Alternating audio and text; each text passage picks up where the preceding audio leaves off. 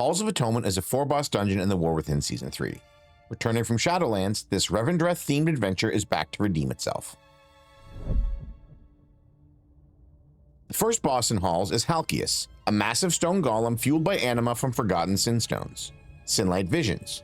At the start of the encounter, Halkias begins emitting horrifying visions in the arena around him. Stay inside his light of atonement, which is the big red circle, or you'll find yourself running scared. Crumbling slam. Halkias slams the tank, dealing massive damage and leaving behind glass shards, a painful area of denial that also slows anyone standing within it. Bait these in a tight cluster to preserve space. Heave debris.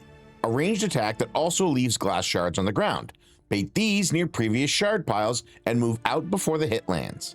Refracted Sinlight. At 100 energy, Halkias channels 4 beams in a cross pattern around his body and he begins to rotate. Move around the boss without touching the beams and while avoiding the glass shards on the ground. Tanks should try to position Halkias in an area where the party can safely navigate all the way around him before this channel starts. Be aware, Halkias is indecisive and may change his rotation direction at any time.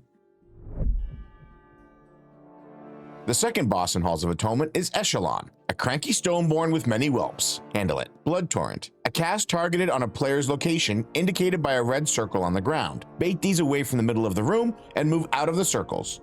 These leave an area of denial in the boss arena. Stone Call. Echelon summons an army of littles to come to his aid. Gather them up quickly while interrupting their casts of Villainous Bolt. When their health reaches 0, they turn to stone and begin to heal. Flesh to Stone. Echelon applies a dot to a random player that slows their movement speed over 4 seconds, stunning them and anyone in the circle at the end of the dot. Place this circle on the stone corpses of the undying stone friends. When the dot ends, Echelon will cast Stone Shattering Leap, jumping onto the player and destroying any stone form littles in the circle.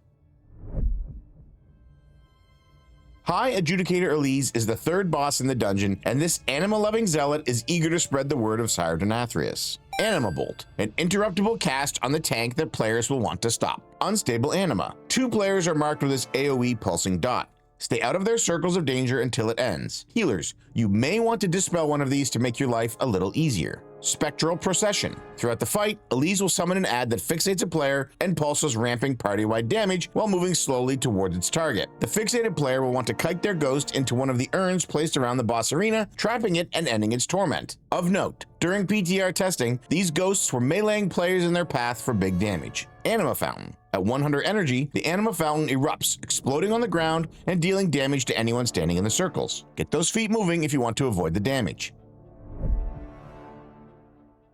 The final encounter is with Lord Chamberlain, the master of the Halls of Atonement. Don't let his statues bully you. Stigma of Pride, a heavy dot placed on the tank that lasts for 18 seconds. The long duration means your tank and healer will have to work in unison to overlap defensives, externals, and big healing. Telekinetic Toss. Throughout the fight, Chamberlain will throw a statue across the room, dealing damage and knocking back any player in the way. Unleash Suffering, a randomly targeted frontal. Move out of the cone to avoid the damage. Erupting Torment, an AoE cast centered on the Lord Chamberlain and each of his statues. Move out of the red circles to preserve your life. Telekinetic Onslaught. At 70 and 40% health, the boss will teleport to the middle of the room and pull all statues to him in a cross pattern. Don't stand too close. The flying statues sometimes blast players right through his hitbox. Telekinetic Repulsion. Chamberlain pushes all 4 statues away from him. Try not to be in the way. Ritual of Woe. The boss will channel a beam of anima into each of the 4 statues. Players must intercept these beams by standing between the boss and a statue, breaking the chain. This will be heavy damage on the party. You can stand in such a way that you soak 2 beams, cutting down on the amount of party healing required. Only attempt this, however, if you're absolutely sure of where to stand. Otherwise, just park 1 person per beam and let the healer pump. And that's the Halls of Atonement. With these tips and your fanciest Revendreth transmog, you'll be taking down the Venthyr in no time. For more in-depth information on useful abilities and pathing, check out the weekly route at RaiderIO. If you enjoyed this guide, please like and subscribe for more Season 3 content from the War Within.